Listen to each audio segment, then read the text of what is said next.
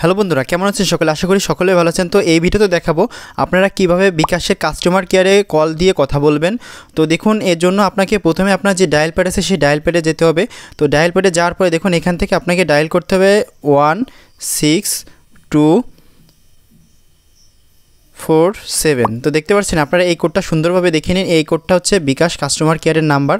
তো এই কোডটি ডায়াল করতে হবে। ডায়াল করার পরে আবার এবং আপনার ফোনের যে আপনার যে সিম দিয়ে বিকাশ খোলা সেই সিম দিয়ে কল দিতে হবে এবং আপনার সেই সিমে অবশ্যই টাকা থাকতে হবে। টাকা না থাকলে আপনি কল দিয়ে কথা বলতে পারবেন না। তো চলুন আমরা এখন কল দিয়ে কথা বলবো। আপনার যে নাম্বারে বিকাশ খোলা আছে সেই নাম্বার থেকে দেখুন কল দিয়ে দেবো। তো দেখুন আমার বাংলা লিঙ্ক থেকে যেহেতু বিকাশ খোলা, আমি বাংলা লিঙ্ক থেকে কলে দিই। তো কলে দেওয়ার পরে দেখুন এখানে কলটি চলে যাবে।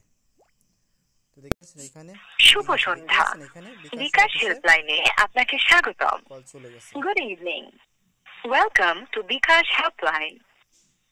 বাংলার জন্য 1 প্রেস করুন, ফর ইংলিশ 3 রিসেটের জন্য 1 প্রেস করুন, ই স্টেটমেন্টের জন্য 2 প্রেস করুন। সাময়িকভাবে বন্ধ করে রাখা অ্যাকাউন্ট পুনরায় চালু করতে অথবা সাময়িকভাবে অ্যাকাউন্ট বন্ধ করতে 3 প্রেস করুন। অ্যাকাউন্টের স্ট্যাটাস সম্পর্কে জানতে এবং এমএনপি তথ্য আপডেট করতে 4 প্রেস করুন। অ্যাকাউন্টের ইন্টারেস্ট স্ট্যাটাস জানতে, ইন্টারেস্ট গ্রহণ বন্ধ করতে বা সেবাটি পুনরায় চালু করতে 5 প্রেস করুন। সার্ভিস চার্জ এবং লেনদেনের লিমিট সম্পর্কে জানতে 6 প্রেস করুন। ক্যাম্পেইন এবং অফার সমূহ সম্পর্কে জানতে 7 প্রেস করুন। বিকাশ সংক্রান্ত যে কোনো অভিযোগ জানাতে এবং গ্রাহক সেবা কেন্দ্রের ঠিকানা জানতে 8 প্রেস করুন। কাস্টমার সার্ভিস এক্সিকিউটিভের সাথে কথা বলতে 0 প্রেস করুন। দেখুন আমরা কাস্টমার সার্ভিসের সাথে কথা বলবো, এর জন্য 0 প্রেস করতে বলছে। তো দেখুন এখান থেকে আমরা 0 প্রেস করে দিব।